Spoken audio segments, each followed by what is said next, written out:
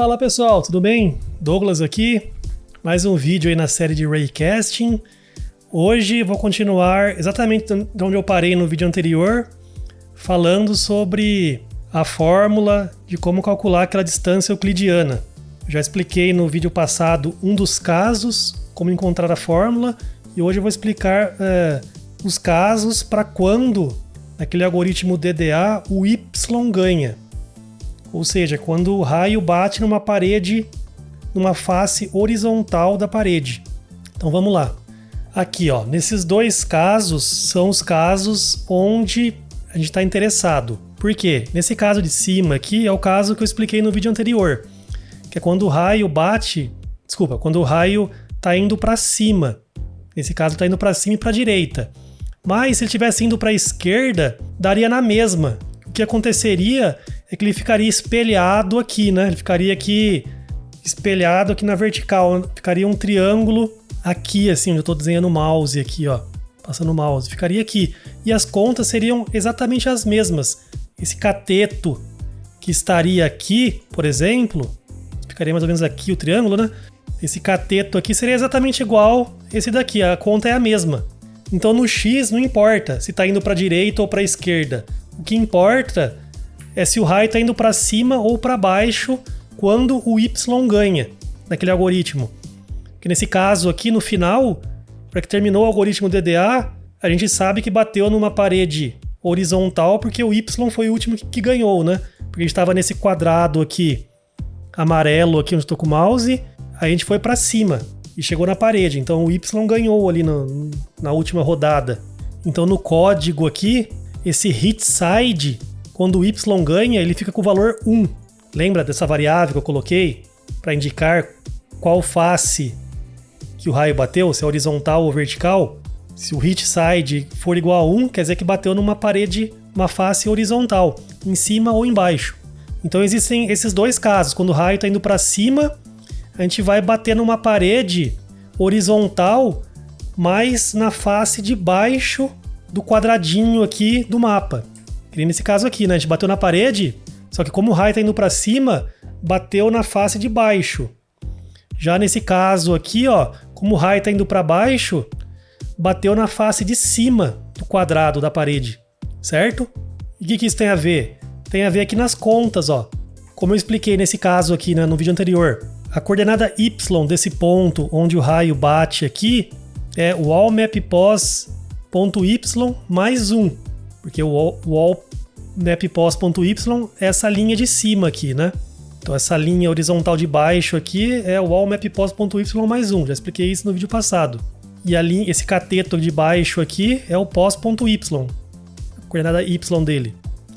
Já nesse caso aqui, ó, muda. Como o raio está indo para baixo, aqui em cima a gente tem o pos.y. A coordenada Y desse ponto é o pos.y. Já aqui embaixo, ó, a coordenada Y desse ponto é apenas o allMapPos.y. Porque o allMapPos, aquele vetor, ele está batendo bem nesse canto superior esquerdo do bloquinho aqui. Então não tem aquele mais 1 que teve no caso de cima aqui. Isso é igual a quando a gente calculou aquele distance to side X e Y. Tinha também essa diferença. Se fosse para a esquerda ou para a direita, para cima ou para baixo, a gente tinha que colocar mais 1 dependendo da direção. Aqui é a mesma lógica, certo? Então tem esses dois casos. Então eu fiz uma tabela aqui, ó, que indica o tamanho desse cateto vertical aqui. Se o raio estiver indo para cima, que é o exemplo do vídeo anterior, esse cateto tem essa fórmula aqui. O valor absoluto do allMapPos.y menos pos.y mais 1. A diferença é que eu joguei o mais 1 para o final aqui. No vídeo anterior, deixa eu pegar aqui o desenho do vídeo anterior, é o allMapPos.y mais 1 menos pos.y. Vamos pegar esse mais 1 e jogar aqui para o final. Então vai ficar assim, o allMapPos.y menos pos.y mais 1. E quando o raio está indo para baixo, não tem esse mais 1. Então eu coloquei aqui o mais 0 no final. Só para mostrar que em um caso tem que somar 1, no outro caso não, né? E nessa coluna aqui em verde, eu coloquei aquele step Y que indica se o raio está indo para cima ou para baixo. Lembra do código? Aqui em cima, né? Eu coloquei esse step Y aqui, é quando o ray dir ponto y é menor que 0, então, naquele algoritmo DDA, a gente tem que ir subindo os quadradinhos no mapa, porque o raio está indo para cima. Se o raio estiver indo para baixo, o radir.y é maior que 0, então o step y é 1.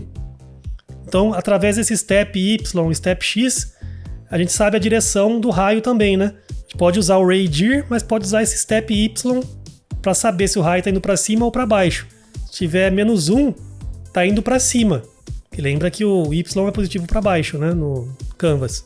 E se o step y for igual a 1, quer dizer que está indo para baixo o raio. Então, no código, o que a gente poderia fazer? A gente poderia fazer um if. Se o radir.y for menor que 0, então a gente usa essa fórmula. Vai ter duas fórmulas, uma para cada caso.